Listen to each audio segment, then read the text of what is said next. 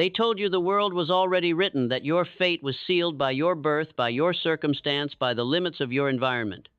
But that's a lie, whispered by mediocrity, passed down like a family heirloom by those too afraid to look beyond the veil. You were not born to blend in, you were born to bend reality. Understand this. Every fortune that changed the course of history began not with money, not with talent, not with some stroke of luck, but with an invisible shift, a quiet rebellion inside one man's mind. When the world saw darkness, he dared to see light. When the world saw failure, he chose belief. Henry Ford once said, "Whether you think you can or you think you can't, you're right." That wasn't a slogan, it was prophecy. You've been told to chase money, but never taught to chase the mind that attracts it. You've been handed strategies, but never shown the psychology behind every extraordinary rise. That ends now. Because before wealth ever enters your life, it is first sculpted in your thoughts. And before power ever pulses through your veins, it is first summoned by belief. Purpose does not arrive with a sign. It arrives with silence, and only those who have reprogrammed their minds to listen will ever hear it. If you want to transform your world, you must begin at the source, the unseen machine behind every decision, every habit, every reaction, your subconscious mind. You see, you are not your past. You are not your surroundings. You are not even your current reality. You are what you repeatedly accept as truth. And here's the raw truth. Most people's minds are running old, corrupted software. They've downloaded limitation from their parents, installed fear from society, and left their dreams infected with doubt. But your mind is not stone, it is clay. It is programmable, and that is your greatest power. Because if you can program your mind for limitation, you can reprogram it for liberation. Think of your thoughts like seeds. Whatever you plant and nurture grows. If you feed your mind fear, it will bloom into paralysis. If you water it with excuses, it will yield mediocrity. But if you flood it with conviction, conviction in your worth, in your vision, in the unseen possibilities still waiting, then your entire life will be forced to transform in obedience. There is no external breakthrough without an internal uprising, and that uprising begins with a radical declaration: I will no longer live on autopilot. Discipline your mind and you command your destiny. Neglect your mind and you become a slave to the circumstances you never chose. Look at Edison. He failed thousands of times before the light bulb came to life. But what kept him going wasn't hope, it was programming. A mind hardwired to interpret every failure, not as a defeat, but as a data point, feedback, a step closer. His reality bent to his will because he had trained his thoughts to serve his mission, not sabotage it. That is the battlefield, not the market, not the economy, not your competitors. Your real enemy is the part of your mind still operating under the illusion that success is for someone else. But wealth is not inherited. It is magnetized by the frequency of your decisions. Power is not handed to the lucky, it is taken by those who master the unseen language of thought. And purpose is not given, it is awakened by the fire of clarity. Clarity, not chaos, is what turns dreams into execution. And clarity begins when you stop asking, what do I want? And start asking, what must I become to deserve it? When Andrew Carnegie rose from a poor immigrant to one of the wealthiest men in history, it wasn't by accident. He reprogrammed his mind to expect greatness. He trained his thoughts to see wealth as inevitable, not distant. And from that programming came choices. From those choices came habits. And from those habits came legacy. What about you? What legacy are you building in the silence of your thoughts? Every day, your mind is offering you two voices, one of fear and one of fire. One whispers, play it safe. The other commands, step into the unknown. The life you build will depend on which voice you train yourself to obey. You cannot manifest abundance with a mind rooted in scarcity. You cannot command power with a mind addicted to comfort. And you will never walk in purpose while serving a belief system designed by people who gave up on theirs. So stop looking outward for the next step. The next step is within. Reprogram your mind, and you will rewrite your life. Start by guarding your input. Just like your body becomes what you feed it, your mind becomes what you consume. If your conversations are filled with doubt, your thoughts will echo it. If your environment is saturated with apathy, your ambition will suffocate. But if you flood your brain with truth, with stories of those who rose from nothing, with principles that have stood for centuries, your subconscious will begin to shift. And when it shifts, your life will never be the same. Because reprogramming is not a one-time event. It is a daily declaration, a practice, a war cry. Every time you wake up and say, I will no longer be a victim of my old programming, you take one step closer to becoming unstoppable. Wealth, power, purpose. They don't live in the future. They don't live in a bank account or a job title or a number on a screen. They live inside of you, waiting, dormant, like fire beneath the ice. And when you finally decide to melt the layers of doubt, fear, and conditioning, that fire will ignite a life you never thought possible. So, what will it be? Will you keep recycling the beliefs of the powerless, or will you finally write your own code? The mind is a machine, but it is you who decides what it runs. The mind does not care what you plant. It will grow weeds with the same loyalty it grows roses. Most people live in mental gardens overrun by weeds, the overgrowth of comparison, guilt, procrastination, fear, shame, but they don't stop to ask, who planted this? And more importantly, why am I still watering it? The first rule of reprogramming your mind for wealth, power, and purpose is this: take back the gate. Guard the gates of your mind like your life depends on it, because it does. Not metaphorically, not someday, right now, in this very hour. Every word you hear, every story you tell yourself, every belief you repeat becomes a brick in the house you are building with your life. And most people, they're living in a house built by strangers. Their parents, their teachers, society, the news, they handed them a blueprint and said, this is what a normal life looks like, this is how far you can go, and they followed it. Never realizing that the walls were made of fear and the ceiling made of doubt. But the wealthy, the powerful, the purposeful, they burned the blueprint. They asked better questions. They stared into the abyss of their conditioning and said, no more. And in doing so, they made room for something better, something chosen. They began laying the foundation for a mind that bends toward truth, not fear. Let me be clear, wealth is not just about money. It is about richness in thought, abundance in vision, overflow in contribution. And until you learn to think richly, your bank account will always be a reflection of your limitations. The truly rich don't see money as paper. They see it as energy, a tool, a servant, a mirror. And you can never earn beyond the level of self-worth your mind is willing to accept. That's why so many lottery winners lose it. All their bank account was upgraded, but their mind stayed poor. You want to change your life? Don't chase the money. Chase the belief system that produces it. This is why belief is not optional. It's foundational. You don't wait until success arrives to believe in yourself. You believe now when it's hard, when it's lonely, when no one is clapping, when your vision is invisible to everyone except you. Because belief is not the reward, it is the prerequisite. That's why Walt Disney kept building, even after being told he lacked imagination. That's why Colonel Sanders knocked on over 1,000 doors before someone finally said yes to his chicken recipe. That's why Oprah rejected time and again, never quit. They understood that belief is not a feeling, it's a muscle. And like any muscle, it grows through resistance. Reprogramming your mind means learning to celebrate resistance. It means treating setbacks not as signs to stop, but as signs you're stretching.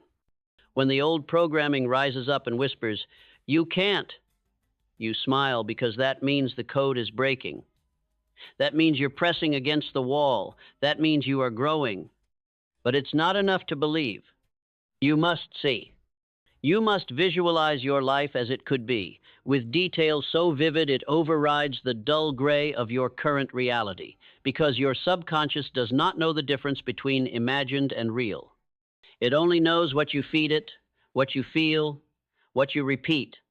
If you repeat, "I am broke," you will stay broke even if opportunity is knocking. But if you repeat, "I am building wealth," your mind will start searching, scanning reality for alignment, pulling in the people, patterns, and probabilities that match the frequency of your thoughts. That is not magic. That is neurology. The reticular activating system in your brain filters the billions of bits of information around you, only allowing through what you believe is relevant. So if you reprogram your beliefs, you reprogram what you see.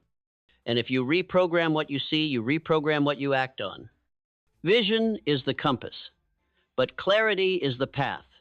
You can dream all day, but if you're drowning in chaos, the dream fades into fog.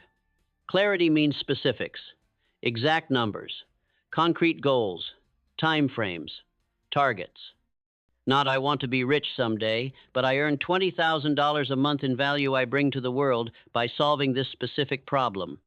Your subconscious is an army, but it needs orders. Purpose is your reason.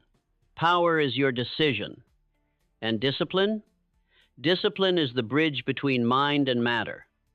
The most dangerous lie ever sold is that discipline is punishment. No discipline is liberation. It is self-love in action. It is saying, I will do the hard thing because my future is worth more than my feelings. And that is where the powerful live, not in ease, but in execution. They don't wait to feel like it. They move. They train their mind to act, not negotiate. They don't entertain the idea of quitting because they've burned the option. The door behind them no longer exists. And if you want to reprogram your mind, you must train it to move before it doubts, act before it rationalizes, speak before it shrinks. That is how you build momentum. That is how you escape gravity. Because make no mistake, mediocrity has a gravitational pull. It wants you back. It wants you safe, small, and predictable. And every day you rise, every step you take, it will whisper, this is too much. You were better off before. But the disciplined mind answers back, I'd rather bleed on the path to freedom than drown in comfort. Discipline doesn't mean never resting. It means never quitting. It means doing what must be done, even when no one is watching, especially then, because that's when the new code is written. That's when your identity is rewritten, not with words, but with proof. The mind obeys evidence, so give it evidence. Stack your wins, log your progress, speak life over your efforts. Tell yourself, I am becoming, because you are. Every small decision you make, every early morning, every act of courage is another line of code, another step in the download, another piece of the program. This is the work the world doesn't see, but soon they will see the results, because when the inner world shifts, the outer world has no choice but to respond. You want power? Take control of your habits. You want wealth? Take control of your thoughts. You want purpose? Take control of your story. You are not stuck. You are just unprogrammed. And the good news? You have the pen. You have the keyboard. You have the tools. All that's left now is to write. Write, not with ink, but with action. Etch your vision not on paper, but into the marrow of your daily life. Don't tell the world who you are. Show it. Because in this world, you're not rewarded for what you think, hope, or feel.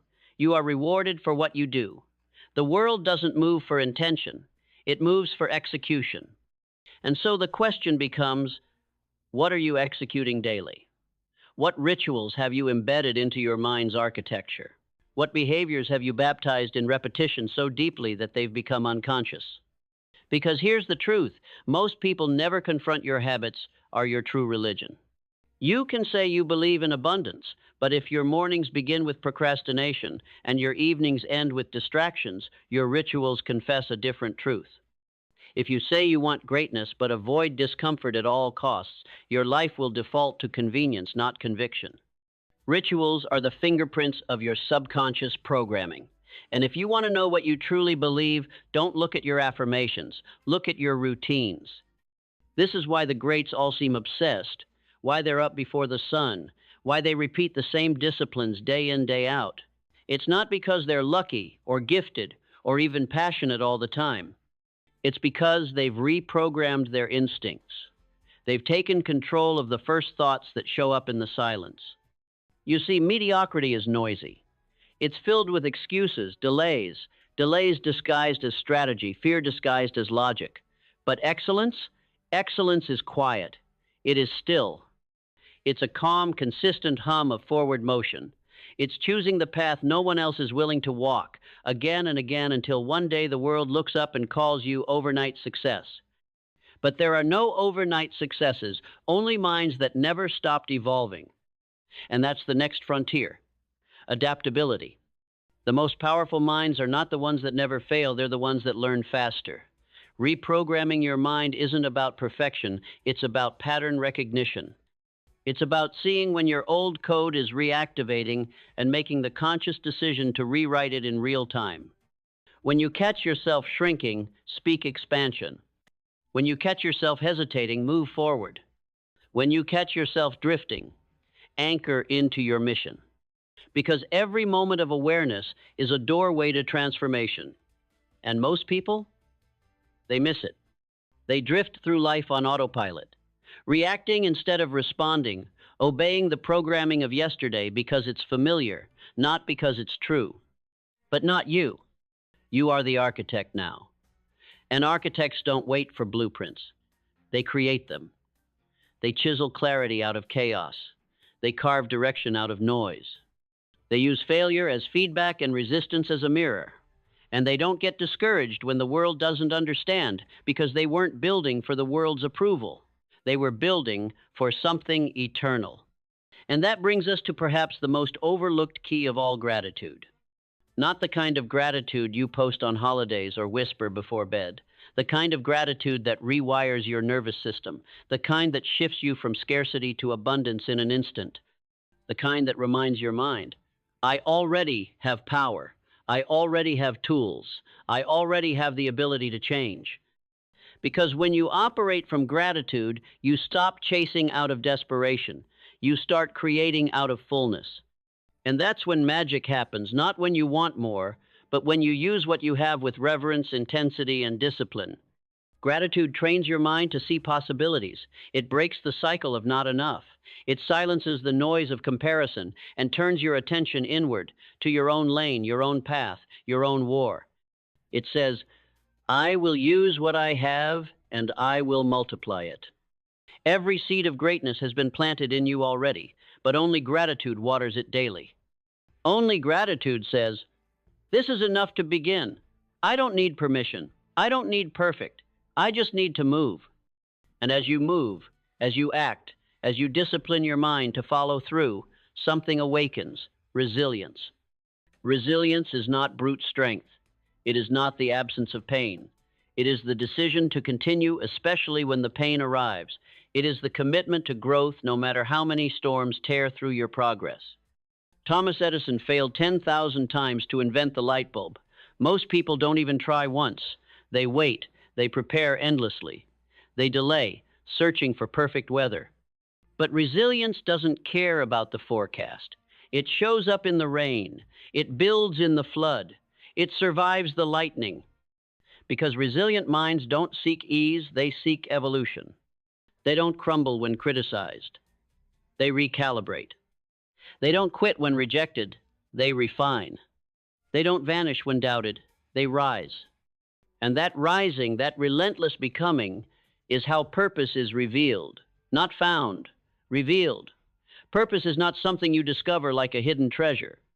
It is something you uncover layer by layer in the trenches of doing, through the repetition, through the work, through the friction of becoming the person you were born to be.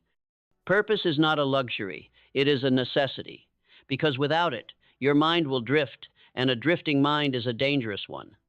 It's vulnerable to the whispers of fear, the seduction of ease, the poison of doubt. But a mind anchored in purpose cannot be swayed. It is unshakable. It is a storm with direction. It is fire with focus. And this is the final piece most people miss. You are not here to chase someone else's dream.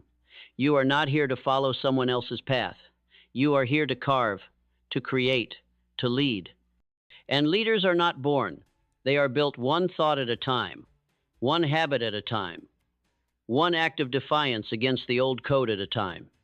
You reprogram your mind, not just for yourself, but for everyone watching. your family, your friends, your future children, your legacy. Because when you rise, you show others what's possible. When you rewrite your code, you give others permission to question theirs. You are the turning point in your bloodline. You are the glitch in the matrix. You are the one who wakes up and stays awake. So train your mind like your life depends on it, because it does. And when the world asks, how did you do it? You won't point to luck or timing, you'll point inward. You'll say, I took back the keys. I broke the old patterns. I rewrote the code. And I became the architect of my life. And now, you stand at the edge. The threshold between who you were and who you must become. This moment is not symbolic. It is sacred, because this is where everything changes if you decide. There are no more excuses. No more some days. No more blaming the past, the system, the economy, your upbringing, your pain. No more waiting for the perfect time, the perfect plan, the perfect approval. That version of you, the one that waits, that hesitates, that asks for permission, dies here. You don't need more time. You need more fire. You don't need more chances. You need more commitment. You don't need the world to open doors. You need to kick them down. The mind you inherited is not the mind you are destined to keep. You can rebuild it, mold it, forge it into steel. You can train it to see opportunity where others see failure. You can command it to move through fear like a soldier through smoke. You can demand more from it and it will rise. Because that's what power is. Not domination, not control, not titles or wealth or applause. Power is the absolute conviction that you will not betray yourself again. Power is the moment you stop negotiating with your comfort zone. Power is when your actions finally align with the fire inside your soul. Power is when purpose grips your spine so tightly you stop flinching in the face of storms. Let the world doubt you. Let the statistics stack against you. Let them call you delusional. Let them say it's too late, too far, too hard. Smile. Let them. Because when the new programming takes hold, when the new mind wakes up, you will no longer need their belief. You will move like a force of nature, quiet, consistent, unstoppable.